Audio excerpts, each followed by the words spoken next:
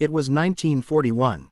Europe burned beneath the relentless roar of engines, and the sky, once a sanctuary of blue, had become a graveyard of steel and smoke. Across continents, the future of nations depended not on words, but on wings. Fighter planes ruled the heavens, symbols of power, pride, and survival. Every country sought to forge the ultimate weapon of the air, but not every creation earned glory. In the factories and airfields of the Second World War, brilliance and disaster often flew side by side. For every Spitfire that soared in triumph, there was a machine that stumbled into history for all the wrong reasons, a symbol of desperation, poor design, and shattered dreams. This is not the story of a legend. It is the story of failure, a fighter that should never have taken flight. Conceived in haste, plagued by flaws, and mocked even by the men who flew it, this aircraft became the laughingstock of the skies. Its name faded into obscurity, remembered only as a lesson in how not to build a warplane.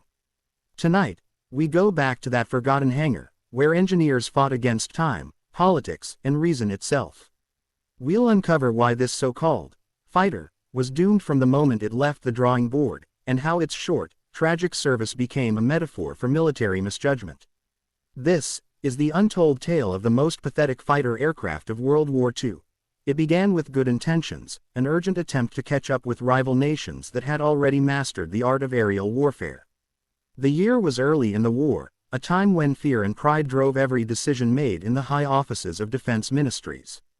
Reports poured in from the front lines, enemy fighters outpacing, outmaneuvering, and outfighting their own aircraft. Every skirmish in the skies seemed to end the same way, their pilots returning in silence, shaken, or not returning at all. Something had to be done, and fast.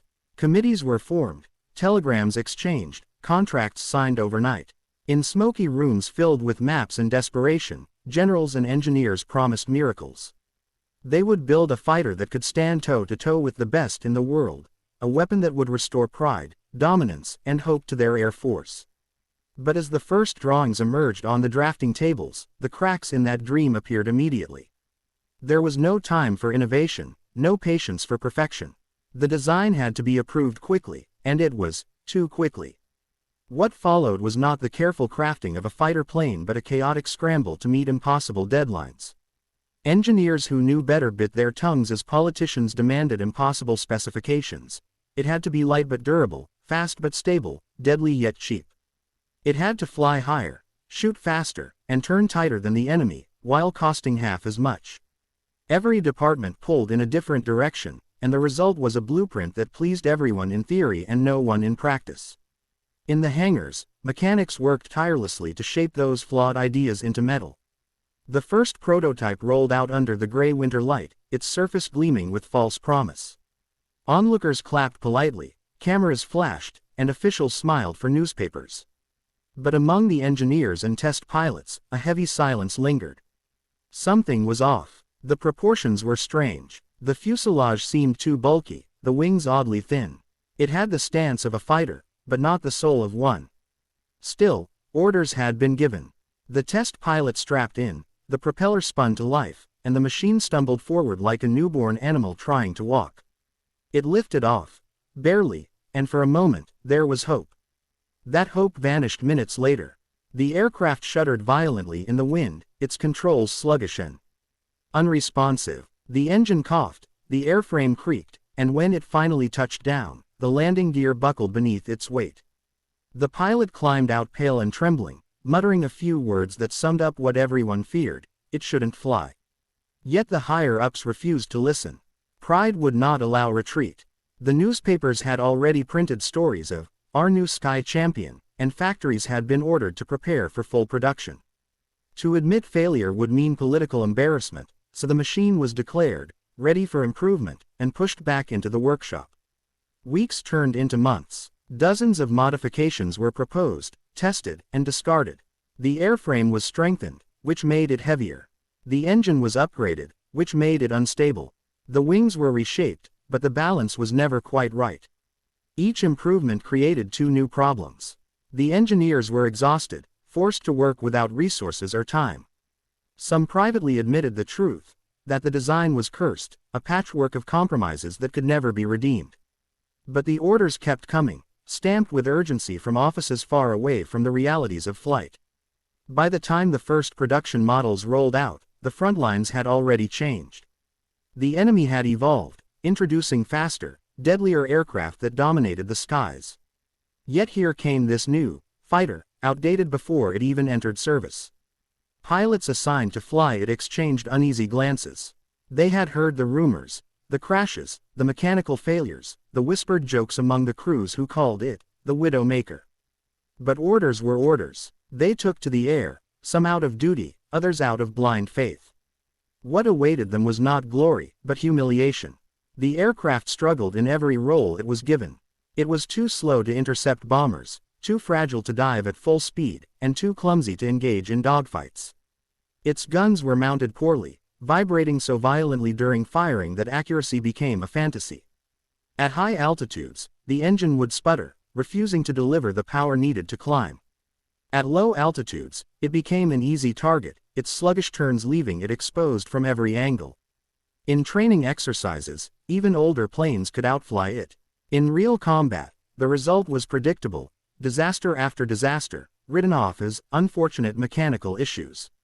The pilots complained, but their words were buried under bureaucracy. The generals needed victories, not excuses. Reports were rewritten, performance exaggerated, losses minimized. On paper, the new fighter was performing adequately. In reality, it was barely surviving. Mechanics did their best to patch the damage, but spare parts were scarce, and breakdowns were constant. The hangars became graveyards of half-repaired airframes, lined with twisted wings and scorched fuselages. The air reeked of oil and disappointment. One by one, test flights turned tragic. Engines caught fire mid-air, landing gears collapsed upon touchdown. Wings tore apart during dives. In one infamous incident, a squadron of the aircraft was sent to intercept an enemy bomber formation. Not a single one returned. None were shot down. They simply failed mechanically, falling from the sky like dying birds. The surviving pilots from other units watched in horror, realizing that the true enemy was not the foe across the sky, but the very machine they were forced to trust. Yet production continued. Factories churned them out relentlessly, each aircraft rolling off the line with the same fatal flaws. By now, even the engineers had lost faith. Some were quietly transferred to other projects, others resigned, unable to bear the shame. But for the soldiers on the front, the nightmare continued. Every sortie was a gamble. The moment they lifted off the ground, they entered a world where a small vibration could mean death, where every sound from the engine could be their last warning. The irony was cruel. What was meant to symbolize progress had become the embodiment of failure. In propaganda posters, it was still painted as a heroic machine, streaking across the clouds in triumphant poses. But on the battlefield, the truth was unfiltered: the aircraft was a coffin with wings. Its once shiny paint now peeled under the strain of overuse, its rivets loosened by endless vibrations, and its cockpit reeked of fuel leaks and fear. Pilots joked grimly that the safest way to fly it was not to fly it at all. The engineers kept sending back reports, begging for redesigns, but each plea was met with the same answer: there is no time. So, they did what they could: minor reinforcements, extra bolts, quick fixes. It was never enough. Some mechanics began marking the planes with small chalk crosses before takeoff, a silent prayer for the men who would soon risk their lives in them. The sound of its engine became infamous. To those who heard it from afar, it was unmistakable, a strained, uneven growl, as if the aircraft itself were struggling to stay alive. Ground crews learned to identify that noise not with pride, but with pity. They would look up and mutter, "Poor bastard," as another pilot rattled his way toward the horizon. As the war dragged on, the aircraft's failures became impossible to hide. Enemy intelligence intercepted reports, mocking the machine openly. Allied pilots who faced it in combat described it as barely dangerous, noting how easy it was to outmaneuver or destroy. Some didn't even bother engaging. It would often crash before a shot was fired. For those who built it, the humiliation was complete. What was once meant to be their nation's symbol of technological might had become a running joke in enemy briefings. By the war's midpoint, even commanders began quietly phasing it out, assigning it to secondary roles: training, reconnaissance, or coastal patrols far from enemy fighters. But even in these reduced capacities, it struggled. Its engines failed over water, its wings warped under heat, its landing gear sank into soft airfield mud. Eventually, many were abandoned altogether, left to rust in hangars or stripped for spare parts. The tragedy was not just mechanical, it was human. Brave young pilots, barely out of training, were sent to their deaths in a machine that had betrayed them before they even reached the front. Letters home spoke not of courage, but of frustration. "I wish I had a real plane," one wrote. Another, days before his fatal crash, said, "If this is our best, then God help us." When the final production line shut down, there was no ceremony, no recognition. The engineers packed up their tools, the factories went silent, and the once proud aircraft faded into the background of history. It had promised victory but delivered only grief. And yet, in its failure, it revealed something deeper about the war itself: the cost of haste, the danger of pride, and the human toll of political pressure disguised as patriotism. Even decades later, historians would look back on it not with anger, but with disbelief. How could such a machine have been approved? How could so many lives depend on something so clearly flawed? The answer was always the same: desperation. In the chaos of war, nations are willing to believe in miracles, even when they're built on broken wings. And so, the aircraft remains a symbol, not of heroism, but of hubris. Its name may be forgotten by many, its wrecks buried beneath overgrown fields, but its legacy endures. For every gleaming fighter that graced the skies of World War II, there was one like this, an echo of what happens when ambition outruns ability, when leadership ignores truth, and when men are asked to fly the impossible. Those who flew it never forgot the fear. The cockpit was small, cramped, and reeked of oil, sweat, and despair. Every flight felt like entering a tomb made of aluminum and hope. When a pilot climbed in, he would look down at the instruments, flickering needles, loose wires, and trembling dials, and know deep down that the machine he was about to trust with his life was barely holding itself together. Before each takeoff, they would perform the same rituals, tapping the gauges, tightening the straps, whispering a silent prayer. The ground crew would give a thumbs up, the engine would roar to life with a coughing growl, and as the aircraft rolled down the runway, it felt less like a launch and more like a battle between man and machine. The controls were heavy, unresponsive. Sometimes the plane refused to lift off, as though it too feared the sky. When it finally did, it would lurch upward with a violent jolt, shaking so hard that the pilot's teeth rattled. The vibrations were so fierce that some pilots swore they could feel the bolts loosening beneath their feet. The canopy fogged quickly, the cockpit heating up until the air felt suffocating. The noise was deafening, a tortured scream of metal and machinery. Pilots could hardly hear their own breathing over the endless roar of an engine that threatened to die at any second. They learned to recognize every sound it made: the slight whine of a bearing, the cough of an engine misfire, the rattle that meant something inside was about to break. A single unfamiliar noise could send panic through their veins. And yet, they kept flying, not because they believed in the plane, but because they believed in their duty. Orders were orders. For many, that was enough. They climbed into those failing cockpits with courage that far exceeded the worth of the aircraft they flew. The aircraft's flaws weren't subtle, they were lethal. The wings were too thin to provide proper lift, and in sharp turns, they flexed dangerously, sometimes snapping midair. The fuel system leaked constantly, leaving the cockpit stinking of gasoline. Engines overheated during combat climbs, coughing out black smoke before failing completely. The guns, positioned awkwardly, jammed after only a few bursts, leaving pilots defenseless. Every mission was a gamble. Some returned pale and trembling, others never came back at all. It wasn't uncommon to see smoke trailing behind the aircraft as it limped home, its pilot barely able to keep it steady. There were stories, true ones, that spread like whispered curses among squadrons. A young pilot who tried to climb too quickly during combat, his engine seized, the propeller froze, and the plane spiraled downward like a leaf in a storm. Another, who bailed out after his wings snapped during a dive, the explosion so close that he never opened his parachute in time. These weren't isolated incidents, they were the rhythm of flying this cursed machine. Each flight felt like spinning a loaded revolver, waiting for the inevitable click that would seal your fate.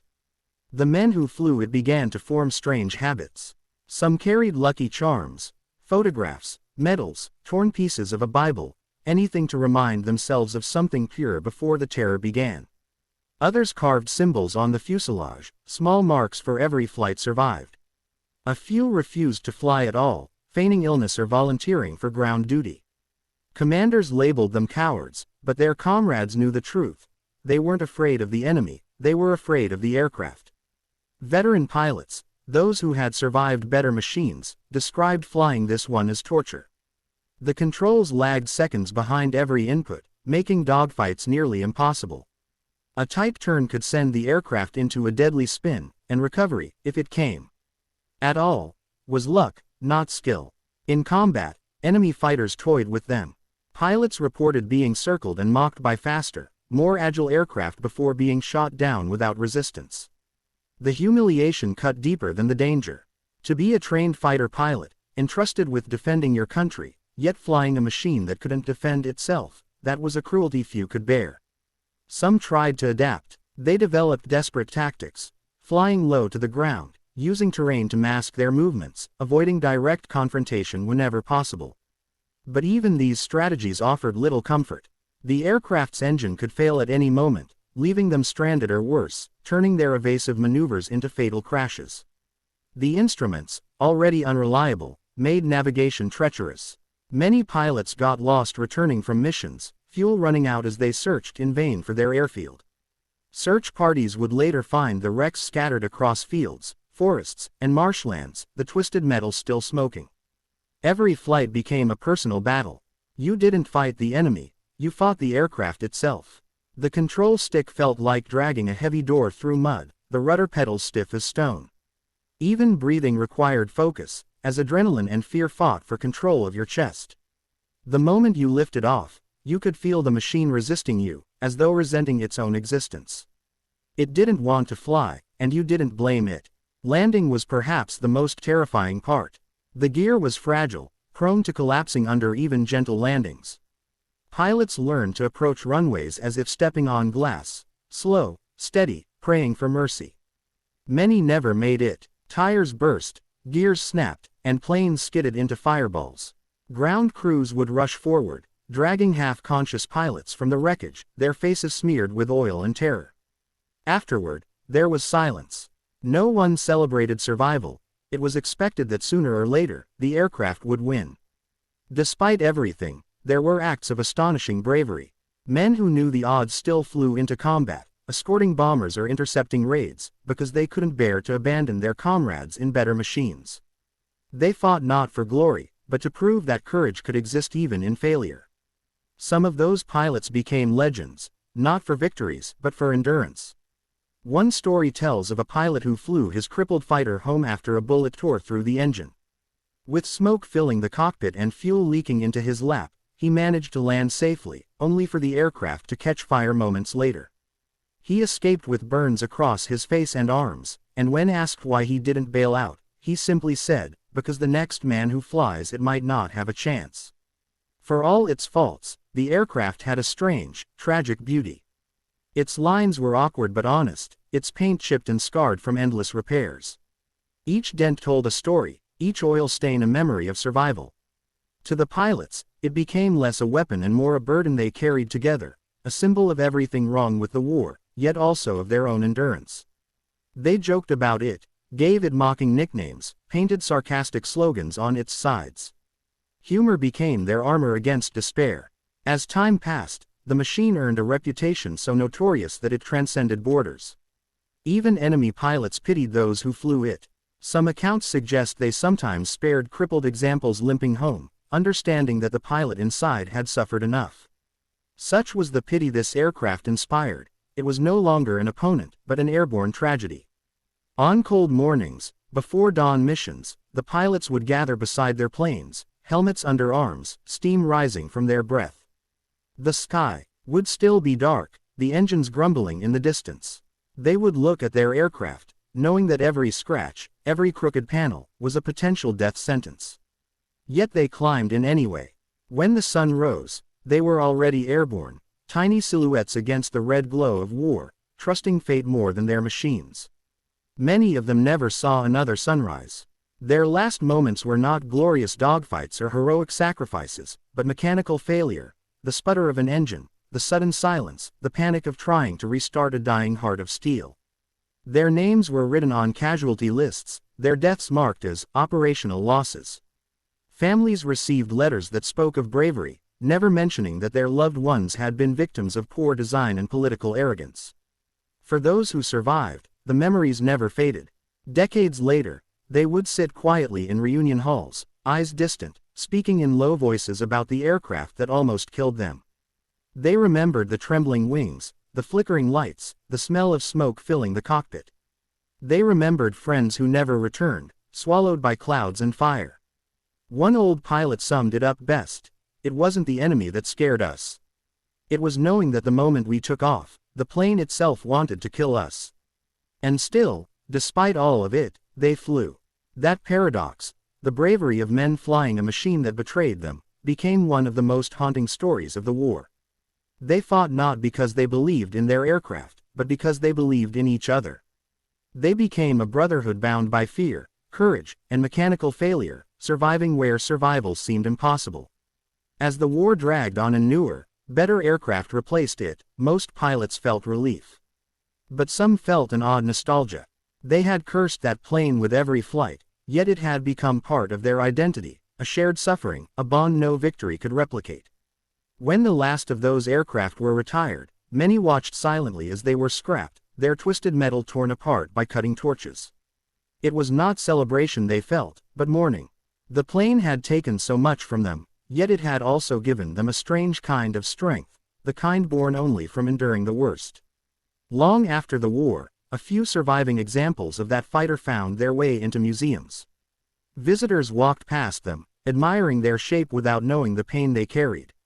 Children pointed, historians lectured, photographers snapped pictures, but the aircraft remained silent, its scars telling stories no words could match. And somewhere, in the mind of an old pilot, the roar of its dying engine still echoed. When the war ended, its story was quietly buried beneath the glory of greater machines, hidden under the triumphs of Spitfires, Mustangs, and Messerschmitts that had rewritten the rules of aerial combat. The aircraft that had once been the nightmare of its own pilots disappeared from operational records, consigned to dusty hangars, scrap heaps, or lonely airfields where no one would remember its name. Its failures were overshadowed by the victories of others, the desperate struggle of its pilots erased by the narrative of heroism that nations preferred to tell. Yet, even in its obscurity, its legacy endured, not as a tale of glory, but as a stark lesson in hubris, poor planning, and the human cost of mechanical incompetence. To those who knew it intimately, the aircraft was more than a failed fighter. It was a symbol of everything wrong with wartime decision-making, a reminder that the cost of pride could be measured in blood. Historians and engineers alike later dissected its story with incredulity, tracing the sequence of poor design decisions, political interference, and rushed production schedules that had doomed it from the start. Blueprints were examined, test flight logs combed, and crash reports analyzed. Each revealed the same tale: a machine designed without coherence, a fighter whose compromises created more weaknesses than strengths.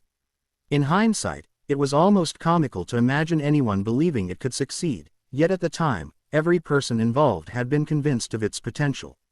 The lesson was brutal: confidence alone could not compensate for flaws in engineering, and expedience often invited disaster.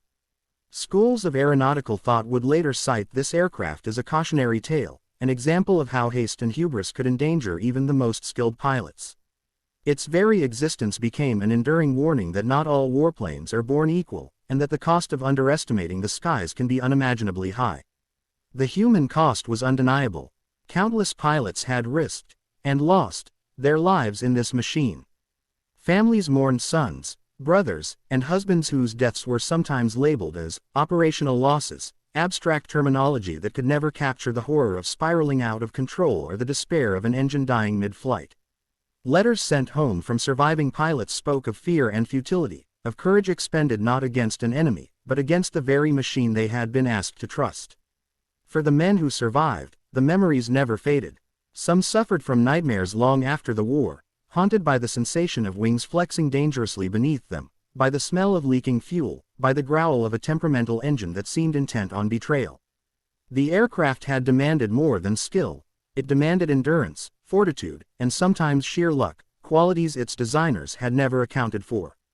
In retrospect, its existence became a testament to the resilience of those who faced it daily, a monument to bravery in the absence of effective machinery. Its failures also exposed the fragile relationship between politics and technology in wartime. Decisions made far from the battlefield, in offices filled with charts, memos, and discussions about prestige, could result in life or death consequences. The aircraft demonstrated that the chain of command, if detached from technical realities, could imperil not just strategic objectives but human life. Every miscalculation, every compromise, and every political insistence on speed over functionality played out in the sky with fatal precision. Military historians argue that this fighter serves as a critical example of what happens when leaders prioritize appearances and propaganda over practical performance. It is not just an aircraft, it is a lesson written in rivets and smoke, a warning that good intentions without solid execution can become catastrophic. Yet, despite all this, there was something almost poetic in its failure. Unlike its legendary counterparts, this aircraft left no myths of victory, no tales of daring dogfights that thrilled the world. Its story was simple, tragic, and brutally honest. It failed where it was meant to excel, exposed human courage, and revealed systemic flaws in planning and leadership. Museums that later displayed its remains could not hide the twisted metal, the cracked cockpit, or the evidence of its imperfections. The scars it bore were not cosmetic, they were evidence of a relentless struggle against forces that no pilot could fully overcome. Visitors, historians, and enthusiasts often looked at it with a mix of pity and awe, recognizing that survival in this aircraft was as much an achievement as any celebrated aerial victory.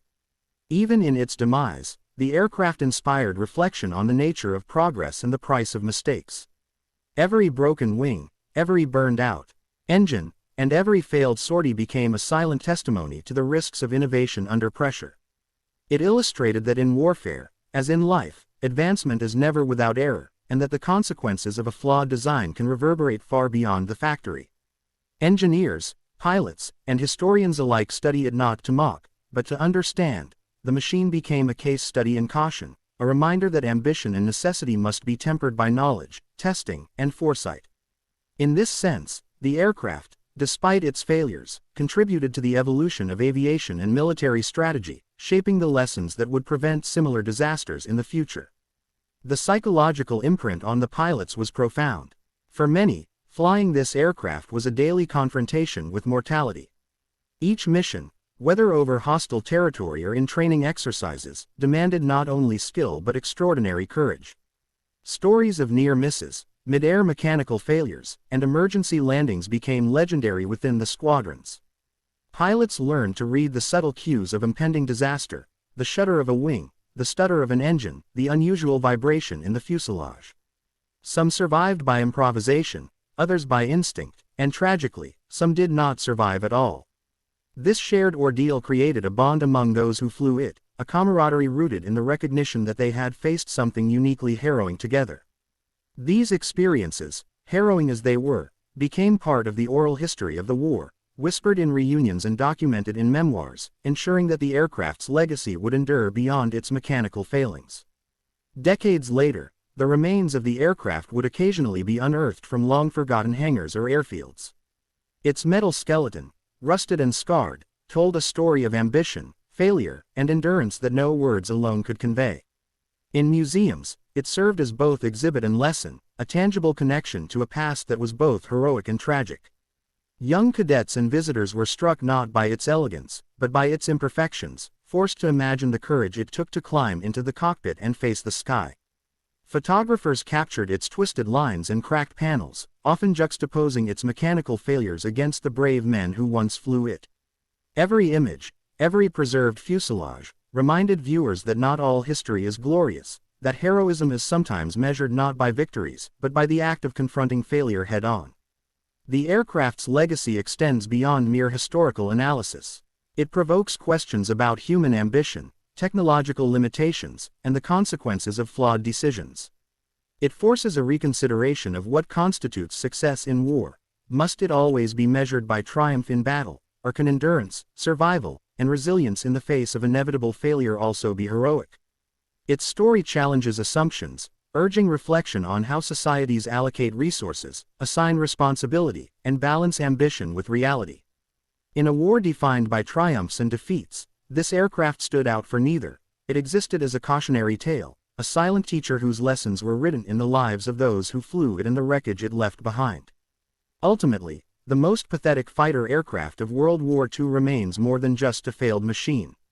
It embodies a convergence of human error, mechanical imperfection, and bravery under impossible circumstances.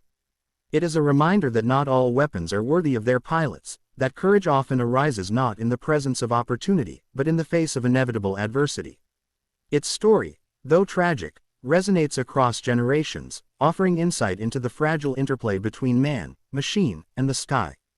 In every dent, every charred panel, and every faded insignia, there lies a testament to the men who faced it, the engineers who built it, and the enduring lessons it left behind. Even today, when aviation enthusiasts or historians encounter this aircraft, there is a solemn respect for what it represents. It was flawed, dangerous, and hopeless, yet it flew. It carried men into battle and returned some of them to the ground. It failed spectacularly, yet in doing so, it taught the world humility. Its failure was absolute, yet its legacy is eternal, proving that sometimes the most profound lessons in history are written not in triumph, but in the courage to endure defeat.